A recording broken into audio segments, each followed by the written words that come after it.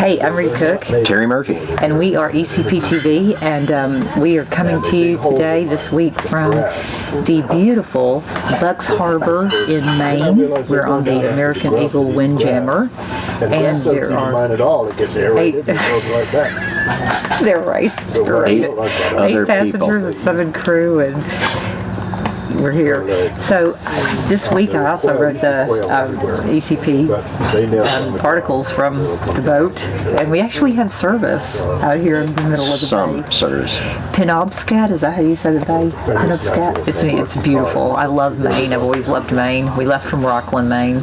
So we haven't really been thinking about all the craziness going on in the heat-infested city of Dallas. Yeah, and the crazy dogs that are attacking people because of the heat. I don't even know if that's true, though. I don't know. So this week that my column was pretty. Well, we'll start out with the news. The news was light as far as we know. We wanted to talk a little bit more about the autonomous trucks that we were talking about last week. I had the PIO, Public Information Officer from Aurora Technologies. Was it Aurora Technologies or Aurora Innovations? One of those. I'm not sure. Anyway, it's in Palmer, where they have the launch pads for the autonomous trucks. Right off 45. Yeah, and so wasn't it that you could go 45 Dallas to Houston and 20 Dallas to El Paso and back with the autonomous trucks? Now, whatever, great idea.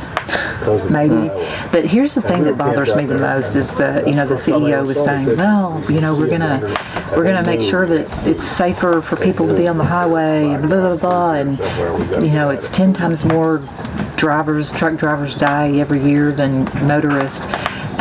So what are the truck drivers going to do when they don't have jobs anymore? I don't know. I don't believe 10 times more drivers die. I don't believe it either. That's but that's impossible. what he said. I'm just, trying to make it sound like that it's going to keep the drivers home and everything.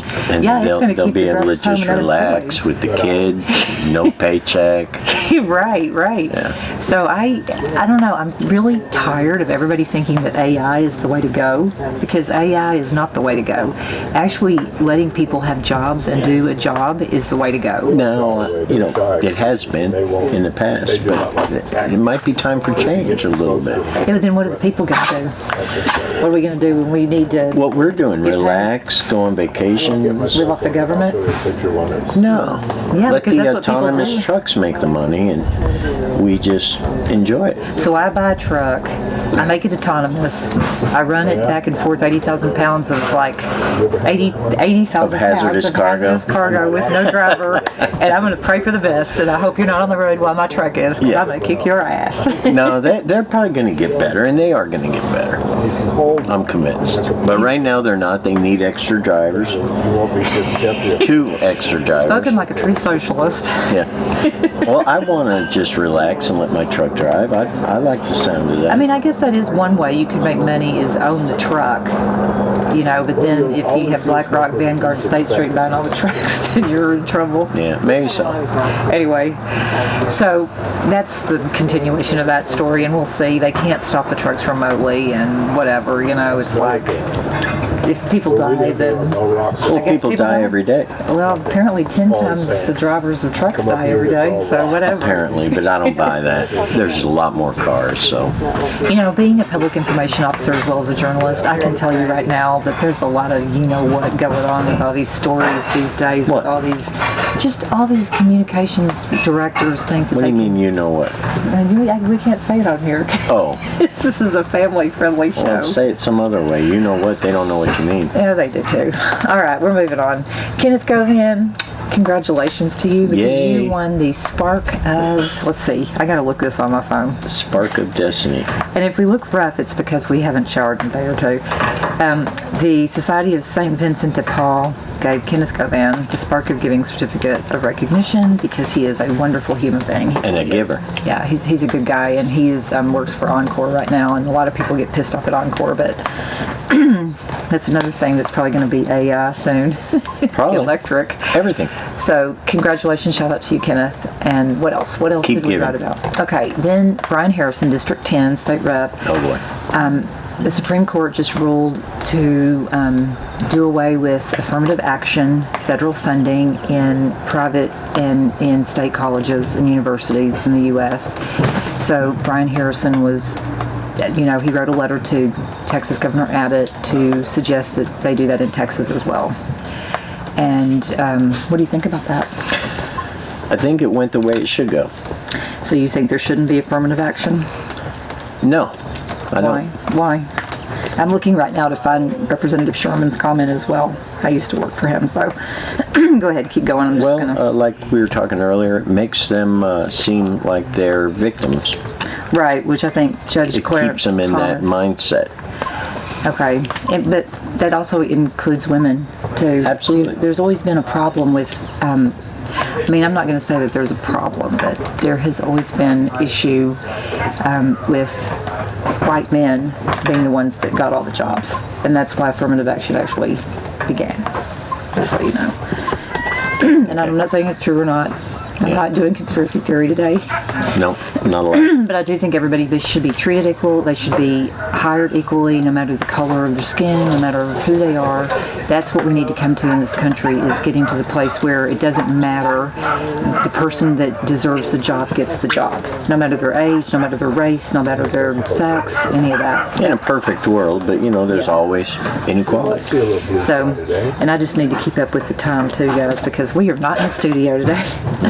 So, State Representative Carl Sherman, District 109, who I worked for, he actually did have a problem with that. And, you're looking at the Republican, who's Brian Harrison, and the Democrat, who's Carl Sherman, and I have no beef with either side. I'm an independent.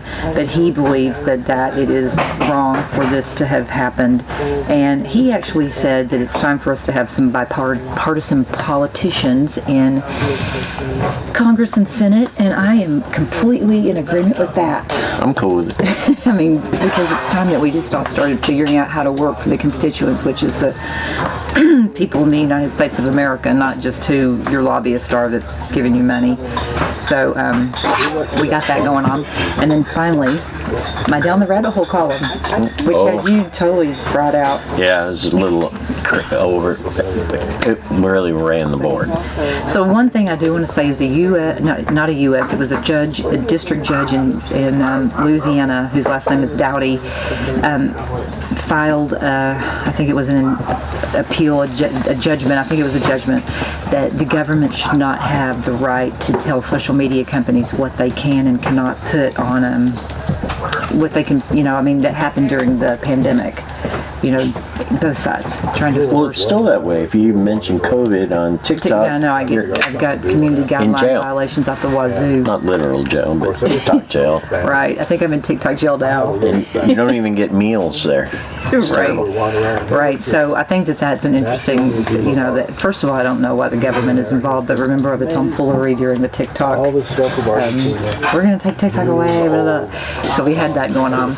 And then Hunter Biden, there's a book out called something to do with his laptop and what all was on his laptop. And again, not going to go into whether I believe it or not, but it is something to look into. You can order it from Marco Polo, and it talks about the sexual issues, the drug issues, the 4 families, and just all the things that supposedly he did that were a little bit crazy. So he's just a normal crazy American. Well, and he's still going to state dinners, whereas anyone watching this would at the moment be in prison right now if they had done all that. So one last thing, again, we're in Maine. We had a great conversation last night. Watch us on Analyze the Truth. We have a gentleman on board who was talking about Bigfoot, and that's a great topic because everybody wants, I think everybody kind of thinks about Bigfoot, so watch that, but that's one of the things that we were talking about that. And now, where's he from? Was it Florida? Bigfoot? No, the guy. Yes. So that's where Bigfoot lives. No, there's a Bigfoot story all over the world. Yeah. I was in California. This one's real. Yeah. So anyway, thanks for sharing this beautiful time with us. Yes. As usual, Terry didn't do much talking because Rita does all the talking. But we're glad that we're here. It's beautiful. We recommend you coming out to Maine and taking a Windjammer cruise. It's beautiful here, and it is peaceful, and it's just a great thing to do. Great vacation, great 3 days away. Okay, I'm Rita Cook. Terry Murphy. We are ECP-TV. Thanks for watching. Bye. Bye.